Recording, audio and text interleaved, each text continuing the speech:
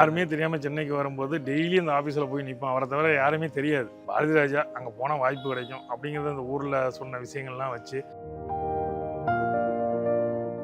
இன்னைய வரைக்கும் நான் சாப்பிட்றேன், ஒரு கேட்டரிங் பண்ணுறேன், ஒரு சின்ன ஆர்டர் இன்னைக்கும் கொண்டு போய் இன்னைக்கு இப்போ பாதிக்கு 20 சாப்பாடு தரேன்னா அந்த பாரதி ராஜா சாருக்கு பண்ணனால தான். பாரதி ராஜா இல்லைன்னா வாழ்க்கை இல்லை.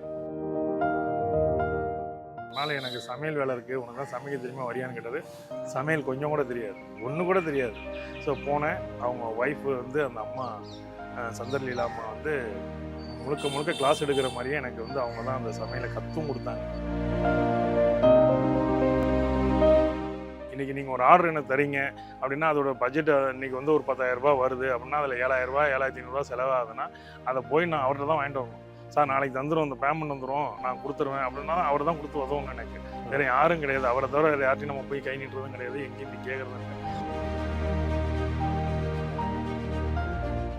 பாரதி ராஜா சாரை பொறுத்த வரைக்கும் எப்பயுமே தாங்குள்ளே ஒருத்தனை வளர்த்து விட்டாருன்னா அவனை தாங்குள்ளேயே கைக்குள்ளேயே வச்சுக்கணும்னு நினச்சிட மாட்டார். அவரை திருப்பி அவனை ஓட விடுவார்.